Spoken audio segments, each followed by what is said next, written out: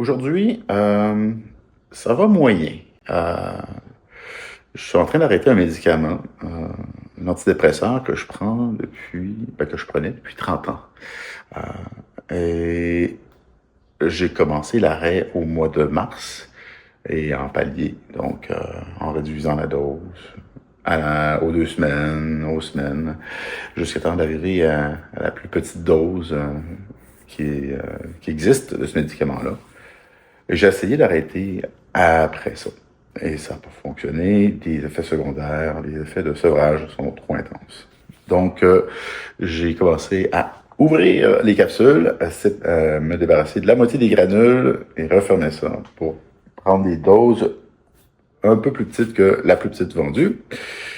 Euh, et donc, depuis 5 jours maintenant, j'essaye de ne plus en prendre. J'ai passé 3 journées d'enfer à pas pouvoir dormir, à avoir des courbatures, à avoir des décharges électriques au cerveau, à avoir des symptômes de rhume, être courbaturé, à faire de l'insomnie.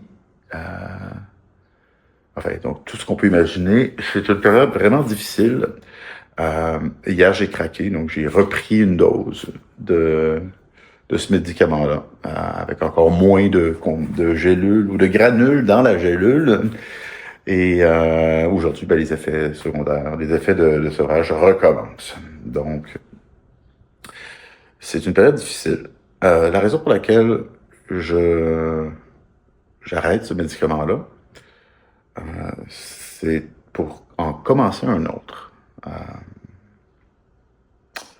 Euh, En fait, en commencer 2 autres. Le Wellbutrin, ou qu'on appelle aussi le bupropion, ainsi que le naltrexone. Le Wellbutrin est fréquemment prescrit pour les gens qui essaient d'arrêter de fumer la cigarette. Et le naltrexone, lui, c'est pour les gens qui ont des problèmes d'alcoolisme ou de dépendance aux opioïdes. Et la raison pour laquelle je prends les deux, ce n'est pas parce que ça fonctionne pour perdre du poids, parce qu'il est prescrit comme comme un moyen pour perdre du poids. Je prends pas le même dosage. Le dosage que je prends vise à me permettre de, de me débarrasser de ma dépendance à la méthamphétamine. La dépendance à la méthamphétamine, elle a commencé il y a environ 8 ans. Euh, et c'était dans un contexte sexuel. Donc, à cette époque-là, je, je me libérais sexuellement. J'avais arrêté d'utiliser le condom. Bon, ça, c'était suite aux avancées scientifiques, c'est-à-dire on a découvert, on a eu la certitude que quelqu'un qui était séropositif sous traitement, donc indétectable, ne pouvait pas transmettre le VIH. Donc, c'était le premier facteur qui m'a amené à arrêter de mettre un condom. Le suite de ça, la PrEP est arrivée, donc j'ai commencé à prendre la PrEP. Euh, et ma vie allait bien. Je profitais de la vie. C'était mon objectif. Donc, j'étais dans le début quarantaine. J'ai renoué avec le pote, pas en quantité phénoménale, juste pour avoir un bon petit buzz. Et, euh, et ma sexualité s'est libérée. J'en avais marre d'être tout le temps inquiet, de toujours avoir peur d'attraper le VIH, de toujours me protéger, de toujours devoir gérer quelque chose. Et puis, donc, j'avais un moment de relâchement. Et j'ai rencontré quelqu'un, une baise, qui m'a offert de fumer quelque chose. C'était dans une pipe en verre. J'ai, je savais pas qu'est-ce que c'était et j'ai décidé euh, de ne pas m'en méfier. Euh, Étant donné que j'étais dans le relâchement, dans le, dans, dans une démarche pour arrêter d'être tout le temps en train de m'en faire pour quelque chose. Donc, dans une démarche de relâchement, ouais. J'ai consommé ce truc-là sans savoir ce que c'était. Donc, c'était du crystal meth. Et donc, il y a 8 ans, je suis devenu toxicomane, accro à la méthamphétamine. C'est arrivé presque automatiquement. Je me rappelle les premières fois, ou plutôt les premiers jours après avoir consommé, pour la première fois, je me rappelle d'être envahi par des pensées obsessives. Il fallait que je consomme. Il me fallait rebaiser, en fait. Donc, j'ai revu la personne et on a baisé, mais j'ai surtout pu consommer de nouveau. Et la personne, ben, c'était un dealer, un vendeur de drogue. Donc, il venait de se faire un client. Et moi, je venais d'entrer dans une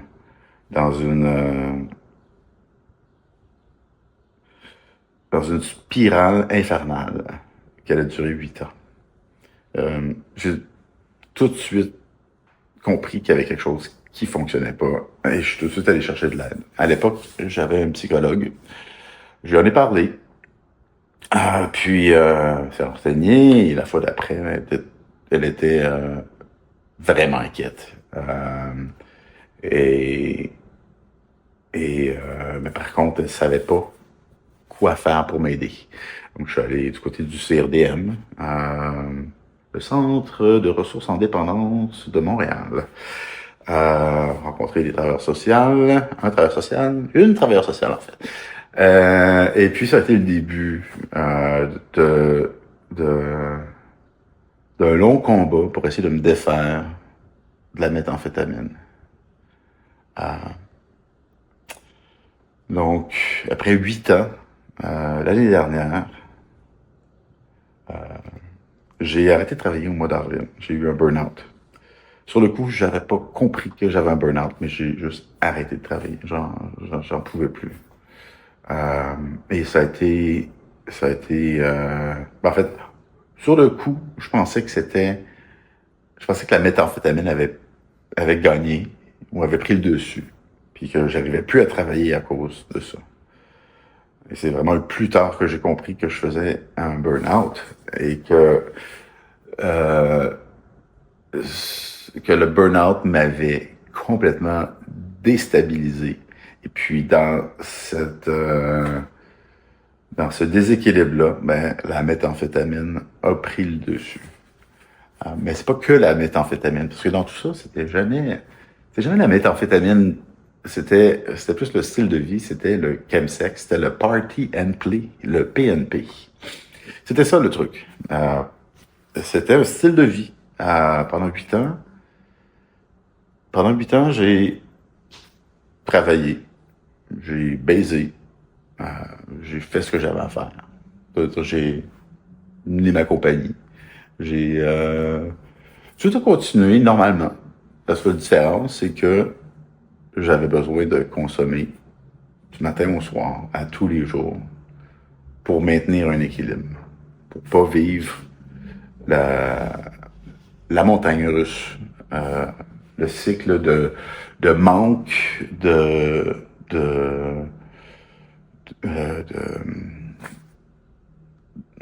d'apathie, d'obsession, de pensée obsessive où on a besoin, on ne pense qu'à consommer, suivi de la consommation et puis de la chute, du sommeil ou de la fatigue. Et donc j'arrivais pas à vivre comme ça, j'arrivais pas à supporter ces pointes-là d'énergie, de fatigue, ça me désorganisait, j'arrivais pas à fonctionner comme ça. Donc, consommer en permanence, ça a réglé le problème. Je savais que c'était pas une solution, mais c'était la seule chose que j'arrivais à faire. Et heureusement, dans tout ça, j'ai maintenu mes heures de sommeil, parce que j'avais des médicaments pour m'aider à dormir, pour d'autres problèmes, pour les problèmes d'anxiété, les problèmes de dépression. Donc j'avais une prescription qui m'aidait à dormir. Donc le soir, je me couchais à 10 heures, je me levais le matin pour aller travailler. Puis c'était comme ça tous les jours, sauf les fins de semaine où là, ben c'était le party. Euh, donc l'année dernière, en avril, plus capable, plus capable au travail, plus capable de fonctionner. La, je chute. Et c'est la descente aux enfers. Euh, Rester debout pendant 48 heures de temps, dormir quelques heures, recommencer. Euh, à un moment donné, j'ai compris, j'ai eu l'image que mon travail à temps plein, ma carrière, ce par quoi je me réalisais, c'était de baiser. Donc, je passais toutes mes énergies à trouver du cul. Tout mon temps à faire ça. À baiser, à me préparer, à chercher. Et c'était que ça. Et si j'arrivais pas à baiser, ou si la base était moyenne, ça m'affectait. Ça venait vraiment me, ça me faisait chier. Là. J'avais besoin de performance. Mais c'est le même pattern dans ma vie professionnelle, là, ou en fait, dans ma vie, le besoin de performer. Euh, donc, c'est pas quelque chose qui est apparu magiquement, c'est juste qu'il y a eu une migration de mes centres d'intérêt habituels vers le cul. Euh, et le cul, lui, n'a pas tellement changé. La seule différence, c'est qu'il est devenu, qu'il a pris des proportions euh, euh, gigantesques. Euh, mais, comment dire, euh, c'était le même genre de cul que j'ai toujours eu, le même genre de sexe, le même genre de rencontre. Euh, c'était pas des, euh, c'était pas des rencontres qui étaient superficielles, hein. C'était des vraies rencontres. Par contre, j'aimais bien dire que je préfère baiser, puis après ça, on parle, on fait connaissance. C'est une manière comme une autre de vivre. Puis, j'ai pas de problème avec ça. Et je pense pas que le problème de consommation que j'ai eu m'est mené à vivre comme ça ou vice-versa. C'est quelque chose qui était là avant et qui a continué, mais qui a pris toute la place. Euh, donc, euh, au fil des années, il y a quand même des choses qui ont changé. J'ai commencé à perdre contact avec plusieurs personnes, à m'éloigner, à m'isoler, à être moins présent. Quand j'étais là physiquement avec mes amis ou ma famille, j'étais pas là à 100%. J'étais fatigué, j'étais épuisé. Tu sais, j'étais pas disponible pour plusieurs choses, mais je l'étais pour le cul. Euh,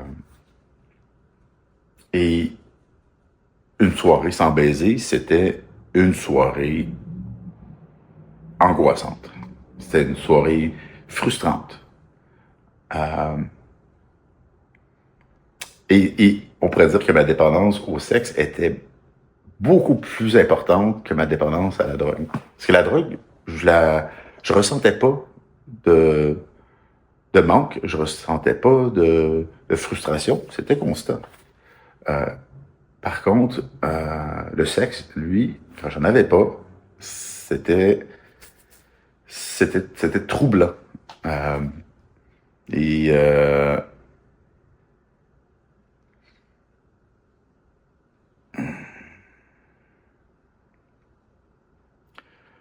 donc, de fil en aiguille, l'année dernière, avec le manque de sommeil, avec la consommation qui quand même allait en augmentant, euh, les problèmes de santé ont commencé, qui étaient déjà là, ont commencé à s'amplifier.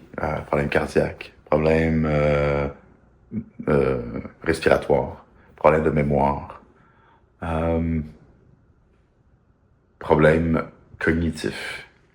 Euh, je je vivais le même jour, chaque jour. J'avais perdu la notion du temps.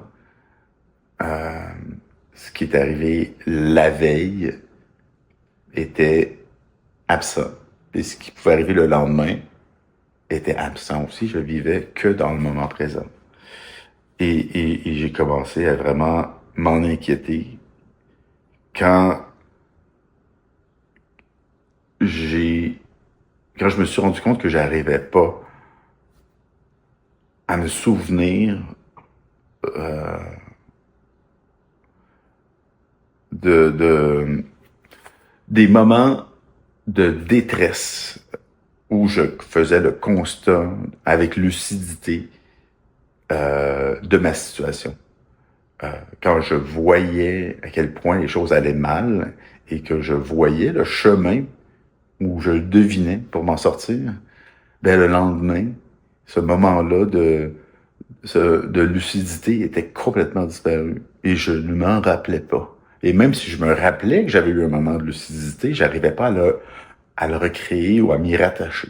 J'avais beau écrire les choses que je voulais faire ou que je devais faire, euh, essayer de transcrire mes pensées pour essayer euh, pour essayer de les mettre en action. Et je relisais mes notes et j'arrivais pas à me rattacher à ces moments-là, à cette lucidité-là. Euh,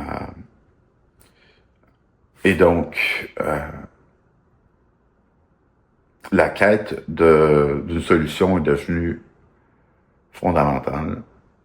Euh, ce que je faisais déjà, mais l'urgence est allée en augmentant. J'avais déjà fait des séjours en désintox qui n'avaient pas fonctionné par 2 fois.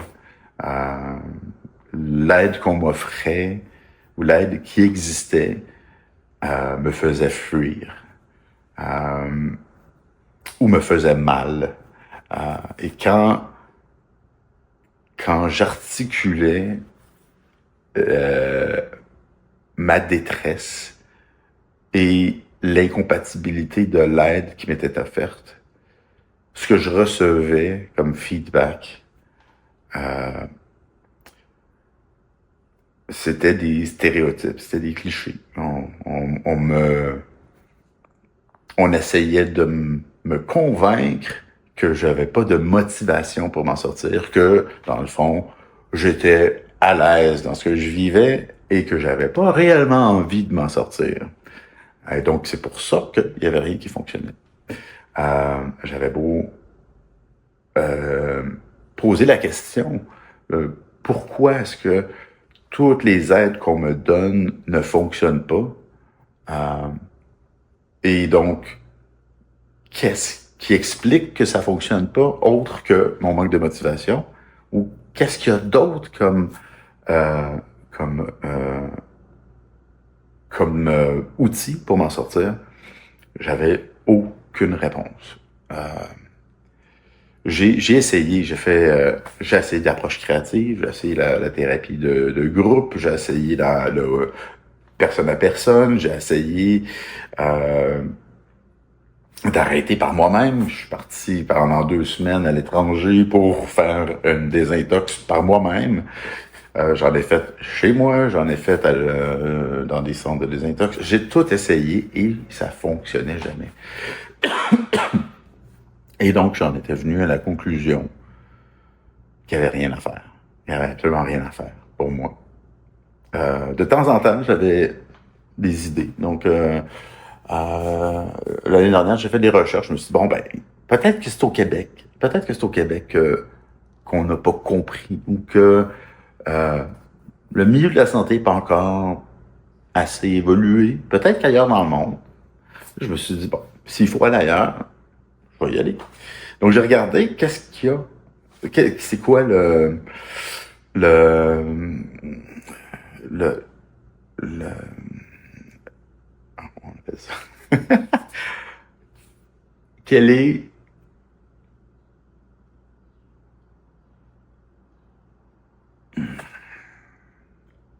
on appelle ça un landscape en anglais. Quel est l'éventail des approches et des outils pour s'en sortir, pour se sortir d'une dépendance à la méthamphétamine et d'une dépendance au sexe. Donc, quels sont les moyens de sortir du PNP, du chemsex? Donc, j'ai fait des lectures, des revues de littérature. Ça, c'était un truc assez commun. Donc, un article scientifique qui fait le tour de tous les moyens qui existent et qui fait une évaluation, pas une évaluation par les rédacteurs de l'article, mais par le milieu scientifique. Fait que c'est quoi les consensus en ce moment? Et les consensus, c'était qu'il n'y a pas grand-chose qui fonctionne. Que, grosso modo, la thérapie personne à personne, donc un psychothérapeute, il y a ça. Il y a les programmes 12 étapes, style anonyme, et il y a la carotte et le bâton. Donc, ça veut dire mettre des conséquences quand la personne consomme et mettre des récompenses quand la personne arrive à ne pas consommer. Donc, grosso modo, absolument rien à offrir. Il n'y a rien qui est fonctionnel. Si on regarde les problèmes de dépendance à l'alcool, il y a des médicaments pour ça. La dépendance à l'héroïne, il y a des médicaments pour ça. Les opioïdes aussi, et aussi il y a beaucoup d'argent qui est investi dans la recherche, dans comprendre c'est quoi le problème, le phénomène social. Mais pour ce qui est du PNP, du chemsex, il y a peu d'intérêt et il n'y a pas de moyens. Il n'y a pas d'outils qui ont fait leur preuve. J'ai même, avec mon médecin de famille, exploré l'idée que j'ai un TDAH et donc que la méthamphétamine m'aide à fonctionner dans le contexte du TDAH. Puis c'est une piste intéressante parce que j'ai un TDAH et les amphétamines sont prescrites pour les personnes qui ont des problèmes de TDAH. Donc, de là, je me suis dit, on pourrait peut-être faire comme avec la nicotine. Un des moyens d'arrêter, c'est les patchs. Donc, on donne au système une alimentation constante en nicotine. Et puis, pour l'usager, l'utilisateur, donc, le besoin physique de fumer est plus là. Il reste que les besoins psychologiques, les habitudes, et c'est quand même le gros du travail. Mais au moins, on n'a pas à se battre en plus contre des manques physiques. Dieu sait que ça peut être vraiment difficile. Donc, pourquoi pas y aller avec une amphétamine qui me permettrait de ne plus avoir besoin de consommer et de juste m'attaquer à mes habitudes. L'idée était bonne, on a essayé, même malheureusement, les dosages autorisés permettaient pas d'avoir un substitut d'amphétamine qui soit à la hauteur du besoin que j'avais. Donc, échec de ce côté-là. Il y a des études même en ce moment à Montréal qui se font là-dessus, sur des dosages plus élevés. Donc, ça pourrait être intéressant de voir là où ça va mener. J'ai pas participé à l'étude. Mon raisonnement était que j'étais dans une situation d'urgence et donc de participer à une étude où il y a une chance sur 2 d'avoir un placebo et que le tout se fasse sur quelques semaines uniquement, je voyais pas en quoi ça allait m'aider. Je voyais plus le risque d'être comment dire, de perdre mon temps. Donc, j'ai écarté cette possibilité-là. J'ai continué à regarder, par contre, qu'est-ce qu'il y avait comme traitement à l'horizon. Et il y a quelque chose de prometteur aux États-Unis, une étude clinique à petite échelle, donc 400 participants, sur la combinaison du bupropion, donc le Wellbutrin, et de la naltrexone.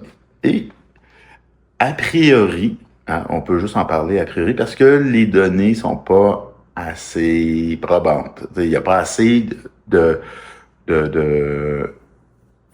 il y aura besoin de d'autres études, d'autres essais cliniques pour arriver à la conclusion, est-ce que ça marche ou pas. Mais il y avait cette possibilité-là. Et moi, ça m'intéressait de l'essayer. Donc, j'ai contacté mon médecin de famille pour leur parler de ça. Et t'es vraiment désolé de ne pas pouvoir me le prescrire parce que dans le livre des traitements pour les maladies, donc, si on se fait dans la perspective d'un médecin de famille, apparemment, ça a un livre avec t'as une maladie, voici le traitement. Et ben celui que je lui demandais n'est pas dans ce livre-là parce qu'il n'est pas encore officiellement démontré que c'est un traitement pour la dépendance à la méthamphétamine. Donc, le médecin de famille ne peut pas rien faire. Et là, j'appelle au CHUM et au département de toxicomanie. Et là, j'essaye d'attirer leur attention là-dessus. Et échec total. On me revient de bord. On veut pas savoir le nom de l'étude, qui avait quand même été publiée dans le New England Journal of Medicine, ou j'ai oublié le nom, mais bon, c'est comme une revue scientifique hyper reconnue. Ils voulaient pas savoir le nom du magazine, ils voulaient pas savoir le nom de l'étude, et ils voulaient pas savoir le nom des médicaments parce que, et là, c'est la personne qui avait répondu, on a déjà un comité qui fait le tour de ces affaires-là. On sait ce qui marche, on sait ce qui est disponible. Viens pas nous déranger au téléphone. Et en plus, m'avait dit, et là, ça, je l'avais mal compris, mais avait quand même dit, ici, on ne traite pas la méthamphétamine. Ce qu'elle voulait dire, c'est ici, on ne fait pas de désintox de méthamphétamine. Enfin, moi, j'ai associé ça c'est devenu, au CHUM, on s'en calisse de la méthamphétamine, puis les traitements nouveaux, c'est pas partout qu'on va les apprendre. Fait que, tu sais, petit gars va dans jouer dans le trafic. Et ça avait été un échec. Un douloureux revers qui a profondément ancré ma conviction qu'il n'y avait pas d'alternative. Il y a quelqu'un qui m'a suggéré, un sexologue, apparemment un sexologue, qui est familier avec le chemsex. Et là, je me suis dit, bah, c'est vrai que ma dépendance, c'est la méthamphétamine, mais le sexe aussi. Mais dans quelle mesure? Comment est-ce que c'était interrelié? Je savais pas. Je me suis dit, bon, j'ai jamais travaillé avec un sexologue. Essayons. Donc, j'ai rédigé un long message où je faisais le constat. Tout ce que j'ai essayé, tout ce qui fonctionne pas, toutes mes frustrations, mes déceptions, mes inquiétudes, mon désespoir et le fait que j'étais à bout de solutions. Et j'ai eu une réponse de quelques lignes. Et grosso modo, la personne me disait « Je m'occupe pas de cas comme ça. » Bonne chance. Et là, ça a été... C'est le moment où j'ai compris, où j'ai accepté qu'en 2024, il n'y avait pas de solution pour moi.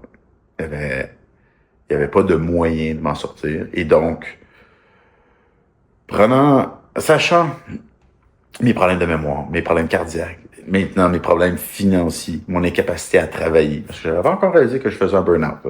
J'étais juste incapable de travailler. De toute façon, j'étais incapable de me projeter demain, de me rappeler de la veille ce que j'avais cherché un job dans ce contexte-là. Oublie ça. Donc, je faisais le constat qu'il n'y avait pas d'espoir. Et que que mes choix étaient continuer à m'enfoncer. Puis, c'est comme, j'étais comme dans un train qui était en train de rentrer dans un mur, mais en ralenti. Donc, le choc se faisait petit à petit. Et donc, un jour ou l'autre, ça allait être la catastrophe. J'allais me retrouver dans la rue, itinérant, je sais pas qu'est-ce qui est arrivé. Donc, c'était la certitude et les alternatives. Me suicider, d'aide médicale à mourir, l'aide médicale à mourir dans une situation comme la mienne, je pense que ça vaut même pas la peine d'aborder le sujet. Et le suicide, ben, encore faut-il le réussir. Donc, manquer son coup, ça veut dire me retrouver dans une situation encore plus dramatique après. Ou ça veut dire un moment de souffrance, de solitude.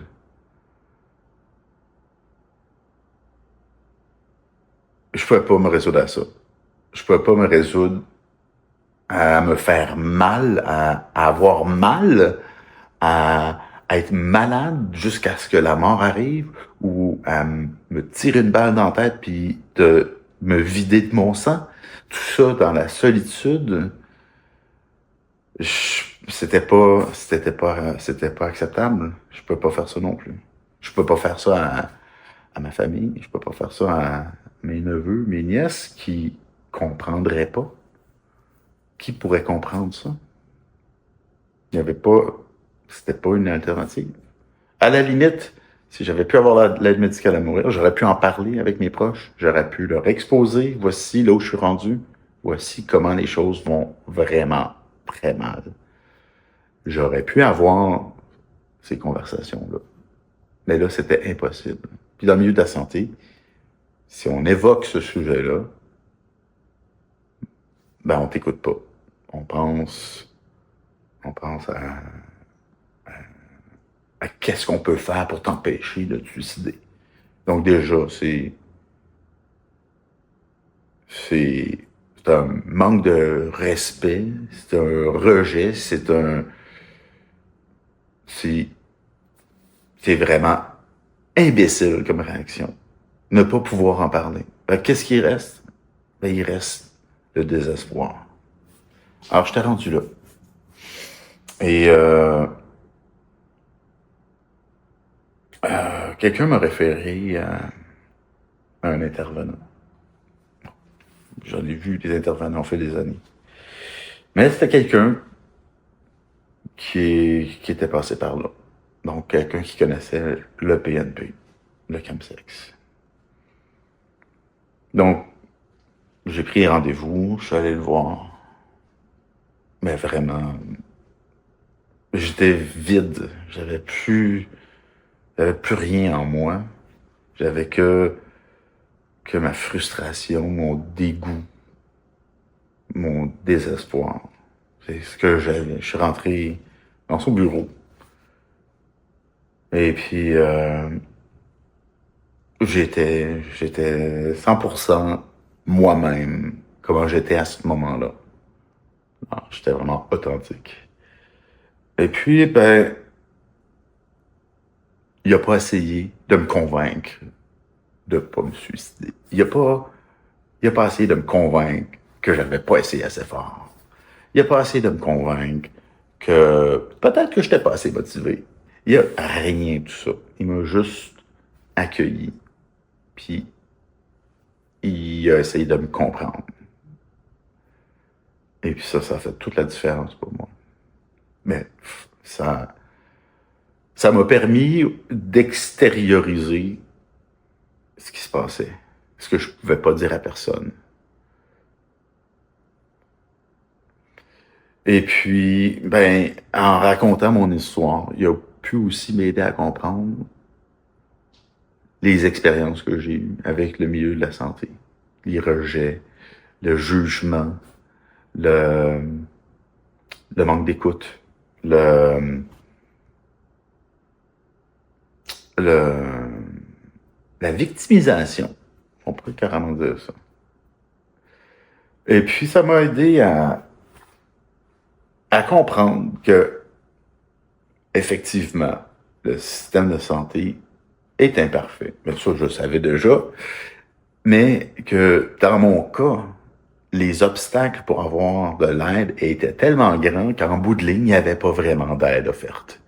Puis quand j'ai compris ça, il y a un déclic qui s'est fait, puis j'ai décidé, ou j'ai compris que j'allais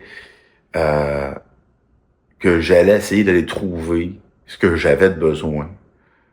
Donc, d'exiger ce que j'avais besoin, ce que je pensais avoir besoin, indépendamment de ce que le professionnel pouvait avoir comme une opinion.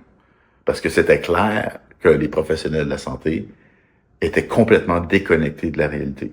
Donc, ils n'étaient pas en mesure de m'aider. Je suis pas en mesure de me prescrire les médicaments. Je suis pas en mesure de rassembler l'aide. Eux peuvent le faire, par contre. Et donc je pense que ça sera le sujet d'une autre vidéo. C'est-à-dire, peut-être un peu parler des expériences que j'ai eues dans le milieu de la santé.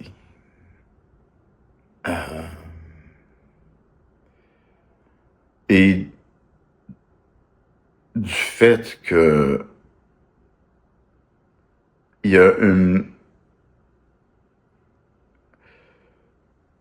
a des limitations, il y a des... En fait, les gens qui sont dans le système de santé sont les plus grands obstacles à l'obtention de l'aide qu'on a besoin. Les expériences que j'ai eues, c'est que les gens, les humains qui sont dans le milieu de la santé, font partie du problème, génèrent de la souffrance, créent des obstacles et amènent les gens à douter d'eux-mêmes, puis à croire que s'ils n'arrivent pas à s'en sortir, c'est de leur faute. Et puis ça, c'est pas propre au Québec. Je pense que c'est universel. Il y a bien des choses dans l'expérience humaine qui est universelle. Même si on a chacun nos propres réalités socio-économiques. Mais il y a des fondements dans l'homme qui restent les mêmes partout. Je pense que mon prochain vidéo, parce que ça a l'air que je m'enligne pour en faire une série. Donc mon prochain vidéo parlera de ça. C'est thérapeutique pour moi, je pense. Et surtout, je pense que c'est la bonne chose à faire pour moi en ce moment que d'en parler. Que ça va peut-être contribuer à faire avancer les choses. Ça va peut-être faire que quelqu'un d'autre qui est moins outillé que moi va être capable d'avoir accès à une aide, une vraie aide, plutôt comment on appelle ça? Qu'un cadeau empoisonné. Donc, c'est pour moi, c'est une manière de reconnaître ce que j'ai vécu, de ne pas m'en cacher, de le mettre à la lumière en toute fierté et d'aider dans la mesure de mes moyens, d'aider les gens qui souffrent, puis les gens qui essaient d'aider les gens qui souffrent. Autant les proches que les professionnels. Donc, je vous remercie de votre écoute, ceux qui auront eu la patience de se rendre jusqu'ici.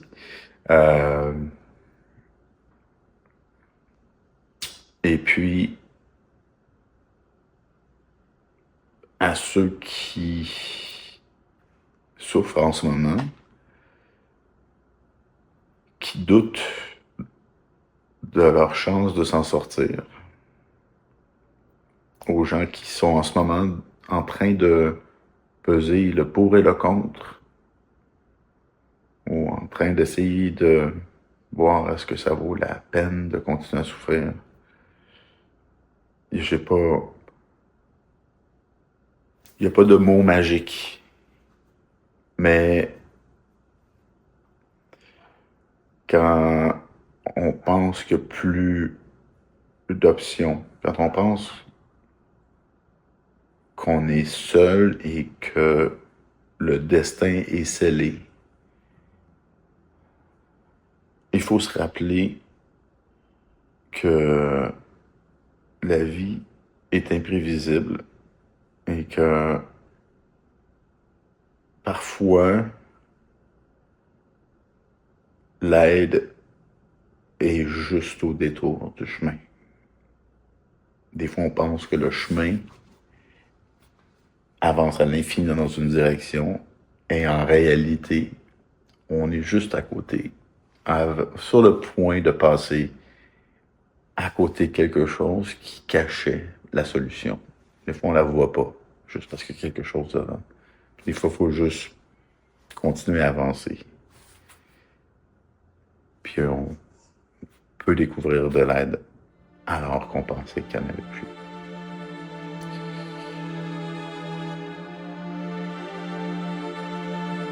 Bonne chance à tout le monde.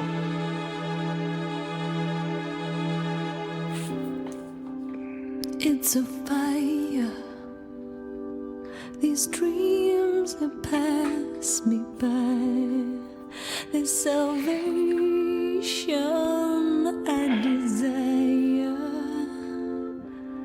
keeps getting me down.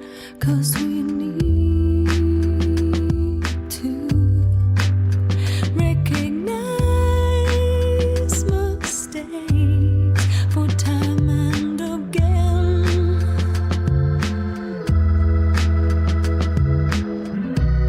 So let it be known for what we believe in. I can see no reason for it to fail.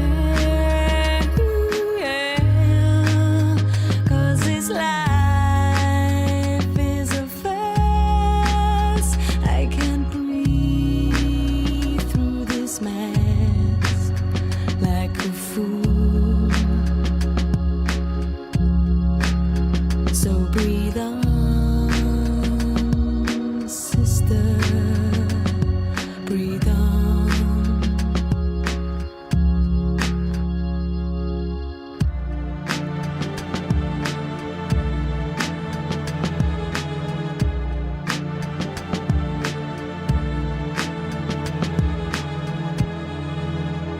From this one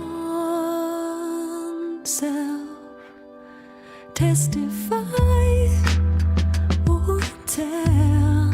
It's fooling us now.